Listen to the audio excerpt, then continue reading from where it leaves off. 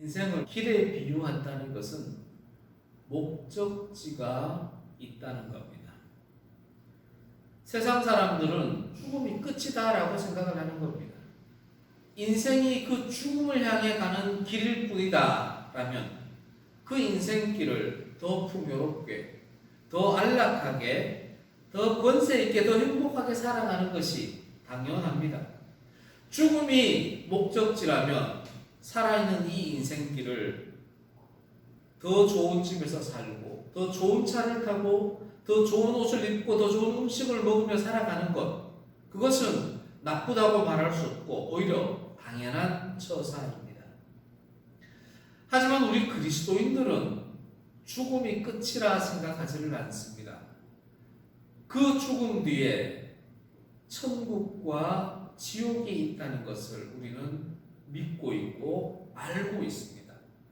그렇기 때문에 우리는 저 천국을 향해 가는 길, 그것이 바로 인생이다 생각하기 때문에 이 인생길을 하나님이 말씀하신 대로 살고자 노력하는 것입니다. 하나님이 우리에게 말씀하신 길, 우리에게 보여주신 길은 바로 예수님의 길입니다.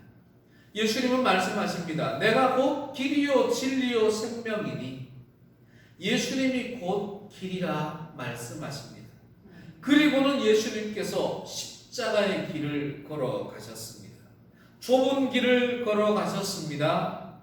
순종의 길을 걸어가셨습니다. 갈대아 우르에서 살고 있던 아브라함의 가문은 하란으로 이주를 합니다. 아브라함이 하란에서 하나님의 말씀을 듣게 되는 겁니다. 너는 너의 고향과 친척과 아버지의 집을 떠나 내가 내게 보여줄 땅으로 가라. 이렇게 말씀하십니다. 아브라함 입장에서는 참 난처합니다. 떠나라는 말까지는 어떻게 순종할 만도 합니다. 갈대아 우르에서 한번 떠나왔기 때문에 이곳 하란에서도 충분히 떠날 수는 있습니다. 그런데 이번에는 너의 고향과 친척과 아비 집을 다 떠나라는 겁니다. 네가 지금 가지고 있는 모든 기득권을 버리고 혈혈단신 너 혼자의 몸으로 내가 너에게 보여줄 땅으로 떠나라는 겁니다. 어디 가라라고 말씀하시지도 않고 일단 떠나라고 말씀을 하십니다. 여러분 어떻습니까? 떠날 수가 있겠습니까? 우리 인생은 이사할 때도 몇 달 전부터 준비를 합니다. 어디로 가야 할지, 어떤 이삿짐 센터를 불러야 할지, 그 집 구조는 어떤지 여러 가지 조건들을 따져서 떠날 준비를 합니다. 우리는 아브라함을 믿음의 조상이다라고 이야기를 하는 것은 정말 어려운 상황 속에서 힘든 결단을 내리기 때문입니다. 아브라함은 하나님이 보여줄 땅이 있다는 것을 믿었습니다. 그래서 떠날 수가 있었습니다. 떠났다는 것 그 자체 때문에 우리는 아브라함을 믿음의 조상이라 하는 겁니다. 아브라함이 길을 떠나기는 떠나는데 하나님의 말씀대로 온전히 순종하지는 못했습니다. 물론 아브라함은 온전히 순종하고 싶었습니다. 근데 롯이 삼촌 저도 함께 데려가 주세요라며 롯이 따라갔습니다. 롯을 떨쳐버리지 못하고 함께 동행하게 됩니다. 아브라함은 생각했습니다. 하나님이 보여주신 땅이니 그곳은 얼마나 풍요로울까. 이 하란보다도 더 풍요로운 곳을 하나님은 우리에게 주실 거야. 젖과 꿀이 흐르는 땅, 얼마나 풍요로운 땅을 우리에게 주실까. 기대에 찬 마음으로 가나안 땅에 들어옵니다. 하지만 그 가나안 땅에 들어와 보니 기골이 장대한 가나안 족속들이 그곳에 있습니다. 보기만 해도 위협이 됩니다. 아니 아브라함이 도착하자마자 그 땅에 가뭄이 들고 기근이 생깁니다. 아브라함 입장에서 마음이 어떠하겠습니까? 하나님 떠나라 해서 하란에서 떠났는데 이 가나안 땅에 도착해 보니 저 사람들이 무섭습니다. 기근이 들다니요. 젖과 꿀이 흐르는 땅이 아니라 당장 굶어 죽게 생겼습니다. 하나님 어찌하면 좋습니까? 하나님, 저희들이 걸어온 이 길이 맞습니까? 그 길로 아브라함은 남쪽으로 내려가 결국은 애굽에까지 이릅니다. 애굽에 도착합니다. 와, 나일강을 중심으로 한 이 애굽 땅이 정말 풍성한 나라라는 것을 확인하게 됩니다. 이야, 여기에 있으면 굶지 않고 풍족하게 살겠구나. 하지만 웬걸 애굽 왕 바로에 의해서 자기 아내를 빼앗길 위기에 처합니다. 아무 말도 하지를 못합니다. 그때 하나님께서 바로를 꾸짖어서 아브라함의 아내를 보호해 주시고 다시금 아브라함 일행을 가나안 땅으로 돌아가게끔 인도해 주십니다. 다시 가나안 땅으로 돌아옵니다. 저기 가나안 땅이 보입니다. 아브라함이 드디어 깨닫습니다. 하나님이 나에게 고향과 친척과 아버지의 집을 떠나라 했는데 여기에서 롯과 이제 이별해야 되는구나. 롯의 목자들과 내 목자들이 싸움을 하는 걸 보니 하나님이 지금 나를 롯과 분리시키려 하시는구나를 깨닫습니다. 그래서 롯에게 네가 선택해라. 롯도 알고 있었습니다. 가나안 땅, 젖과 꿀이 흐르는 땅을 하나님 주신다 했던 것을 아브라함을 통해서 들었겠죠. 롯은 둘러보니 저 가나안 땅은 정말 젖과 꿀이 흐르는 땅이라 보기가 어렵습니다. 그리고 그 가나안 족속들의 위화감이 상당합니다. 롯은 요단강 동편의 저 소돔성을 바라보면서 이야, 저기가 정말 젖과 꿀이 흐르는 땅이구나. 롯은 저 소돔 땅을 젖과 꿀이 흐르는 땅으로 판단하고 그곳으로 향해 갑니다. 그 순간 롯은 한순간도 의심하지 않았습니다. 여기가 하나님이 나를 인도하시는 길이구나 확신을 하며 그 성으로 나아가는 겁니다. 반면에 아브라함은 지난번에 가봤는데 가나안 족속들이 저 위협스러운 가나안 족속들이 있는데 기근이 있는 저 땅인데 저 땅으로 가야 하는구나. 이번에는 아브라함이 온전히 순종해서 순수하게 자기의 집안만 데리고 가나안 땅으로 들어가게 되는 겁니다. 우리는 여기서 아브라함이 좀 늦었지만 하나님의 말씀을 온전히 순종하기 위해 롯을 떠나보내는 과정을 보면서 우리는 아브라함을 믿음의 조상이라 하는 겁니다. 이제서야 회개하고 하나님의 말씀을 온전히 순종하는구나. 그 모습을 보고 우리는 아브라함을 위대하다 인정하는 겁니다. 우리도 세상을 살아가다 보면 하나님의 말씀을 듣고 순종하겠다 결단은 했지만 때로는 불완전한 순종할 때가 참 많습니다. 그때 돌아서야 합니다. 그때 온전한 순종의 길로 나아가야 합니다. 그때 회개해야 합니다. 아브라함처럼. 결국 아브라함은 가나안 땅에 들어가게 된 겁니다. 아브라함의 후손들 이스라엘 백성들이 애굽의 포로로 잡혀 있습니다. 포로로 잡혀 있다가 모세를 통하여서 가나안 땅으로 출애굽됩니다.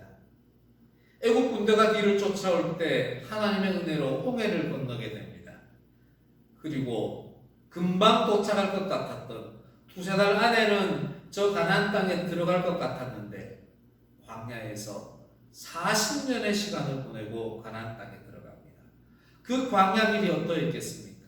이스라엘 백성들은 물이 없을 때, 굶주림이 있을 때마다 외칩니다. 하나님, 이 길이 맞습니까? 우리에게 젖과 꿀이 흐르는 땅은 저 애굽 땅인데 뭐 하려고 우리를 이곳으로 이끌어내셨습니까? 원망을 하기도 했었습니다.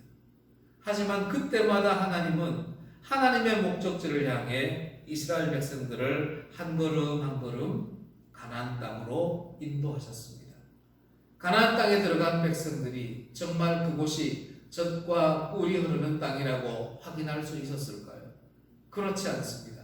아브라함이 두려워했던 그 가나안 족속들과 끊임없는 전쟁을 해야 했습니다. 그리고 이스라엘 백성들은 그 가나안 땅에 들어가자마자 하나님에 대하여 놓쳐버리기 시작합니다. 여호수아 장군은 가나안 땅을 정복은 하지만 하나님의 말씀을 후예들에게 가르치지를 못했습니다. 결국은 이스라엘 백성들은 가나안 땅에 들어간 뒤로 젖과 꿀이 있는 그 가나안 땅에 들어가서는 젖과 꿀을 한 모금도 먹지도 못하고 결국은 자기 소견에 따라 좋을 대로 살아가는 어리석은 백성으로 살아가고 맙니다. 사랑하는 성도 여러분, 우리의 인생길은 어떠합니까? 하나님은 왜 우리를 이 세상에 보내셨을까요? 하나님이 우리를 창조하셔서 찬양받기를 원하신다면 우리를 이 세상에 보내실 것이 아니라 천군천사들이 있는 저 하나님 나라에 두시고 찬양받으시면 되지, 왜 굳이 이 땅에 우리를 보내셨을까요?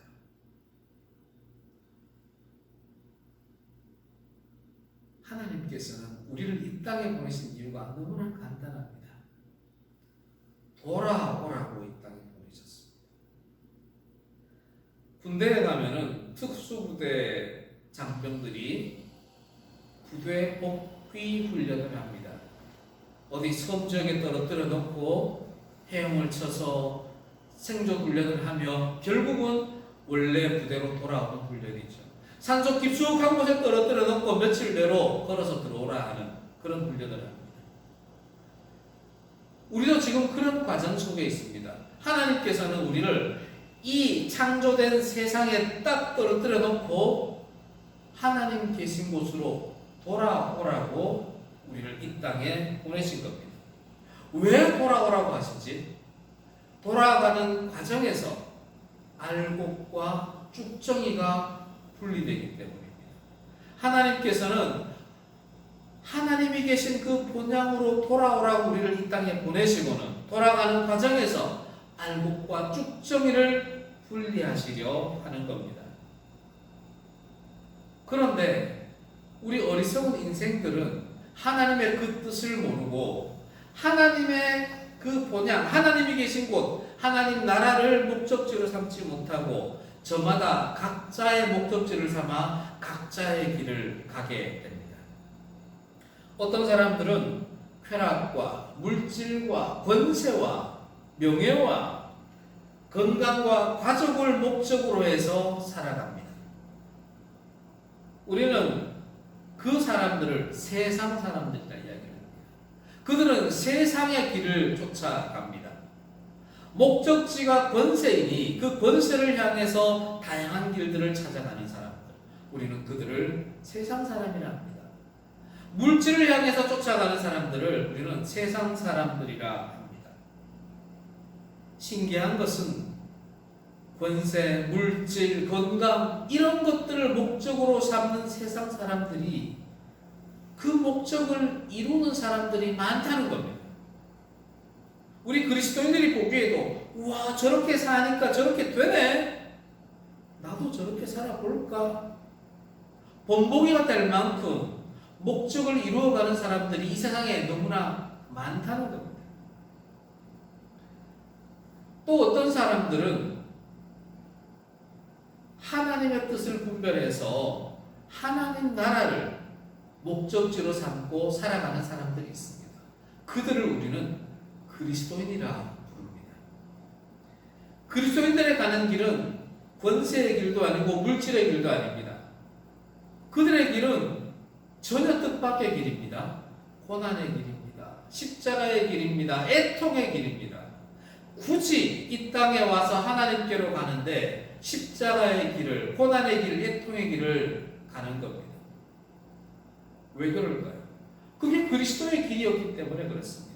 하나님께로 가는 길은 십자가의 길밖에 없다는 것을 알기 때문입니다. 십자가의 길을 걸어가려고 모인 사람들이 있습니다. 그들이 바로 교회입니다. 교회는 같은 목적지를 향해 나아가려는 사람들이 모인 곳입니다. 저와 여러분들의 목적지는 같습니다. 분명히 같습니다. 그렇기 때문에 저와 여러분들은 서로를 의식할 수밖에 없습니다. 염려할 수밖에 없습니다. 권면할 수밖에 없습니다. 위에서 기도할 수밖에 없습니다. 우리가 고속도로를 가는데 반대편 중앙분리대 건너편에서 반대 방향으로 가는 사람들에게, 그 차들에게 우리가 신경 씁니까? 신경 안 씁니다. 그들은 우리와 가는 방향이 다릅니다. 같은 방향이 있기 때문에 같은 방향에 있는 사람들과 끼어들기를 하게 되고, 같은 방향에 있는 사람들끼리 부딪히고 사고가 나는 겁니다. 같은 방향으로 가기 때문에 갈등이 있기도 한 곳이 바로 교회입니다. 이 교회가 목적지가 잘못되어 있다면 참 위험하죠. 하나님 나라를 향한 목적지가 명확해야 되는데 교회 공동체가 까딱 잘못 생각해서 물질로, 권세로, 사회 사업으로, 봉사로, 곁길로 목적지를 잘못 잡게 되면 반대편 차선으로 가는 사람들과 아무런 차이가 없는 겁니다. 우리가 가야 할 길은 하나님 나라입니다. 그 과정에서 갈등이 생기고 화합이 생기고 화평이 생기는 과정이 필요한 것이, 반대편으로 가는 사람들과는 그런 일이 생겨서는 안 되는 겁니다. 우리는 이 교회에서 하나님께로 돌아가려는 결단을 했던 탕자와 같은 결단을 해야 합니다. 내가 혹시 곁길로 가고 있더라도 아차 여기가 아니다, 다시 돌아와야지. 탕자처럼 결단할 수 있어야 됩니다. 내가 권세를 쌓고 물질을 쌓아야지. 잠깐 삭개오처럼 그런 삶을 살다가도 하나님의 백성들을 위해, 하나님 나라를 위해 자기의 것을 내어놓을 수 있는 삭개오와 같은 결단이 이곳 교회에서 일어나야 합니다. 사랑하는 성도 여러분, 저와 여러분들은 하나님 나라를 향해, 같은 곳을 향해 나아가는 동행자들입니다. 그러니 우리는 서로가 방해꾼이 되어서는 안 됩니다. 혹시나 앞에서 넘어지는 사람이 있으면 잡아 일으켜줘야 되고, 뒤에서 처지는 사람이 있으면 끌어줘야 되는 겁니다. 왜요? 우리가 가야 할 길이 같기 때문입니다. 하나님께서는 가나안 땅을 젖과 꿀이 흐르는 땅이라 하셨습니다. 여러분, 젖과 꿀이 흐르는 땅이라는 것은 양식이 풍성하다는 뜻입니다. 하나님이 저 가나안 땅에 정말 먹을 게 많은 땅이기 때문에 너에게 준다 이렇게 말씀하셨겠습니까? 아닙니다. 가나안 땅에는 생명의 양식이 있다는 겁니다. 다시 말해서 생명의 양식이 있는 곳이 가나안 땅입니다. 생명의 양식이 있는 곳이 교회입니다. 다시 말해 교회에는 생명의 양식이 있어야 됩니다. 교회는 생명의 양식, 영의 양식인 말씀이 풍성해야 합니다. 교회는 친목단체가 아닙니다. 봉사단체가 아닙니다. 사회사업단체가 아닙니다. 교회는 생명의 양식을 공급해서 하나님을 향해 나아가는 백성들이 힘을 얻어 함께 나아갈 수 있도록 서로 격려하고 위로하고 화합하는 곳입니다. 젖과 꿀을 함께 나누어 먹어야 할 곳이 바로 교회입니다. 교회에 의무감에 올 수 있지요. 교회에 사회 사업하기 위해 올 수 있지요. 교회에 선거에 당선되기 위해서 올 수는 있어요. 하지만 오고 나면 그때부터는 젖과 꿀을 먹어야죠. 생명의 양식을 먹어야 합니다. 그렇게 해야 이 교회가 가고자 하는 곳에 함께 갈 수가 있는 겁니다. 이 교회에서 생명의 양식을 먹을 때, 하나님의 말씀을 먹을 때 우리는 하나님을 체험할 수가 있는 겁니다. 사랑하는 성도 여러분, 이 인생 80년은 하나님 나라, 본향을 향하는 기간이 되어야 합니다. 단순히 우리의 여행지처럼 어디 갔다가 오는 것이 아니라 우리는 태어나면서부터 하나님 계신 그곳으로 우리의 본향으로 나아가는 길입니다.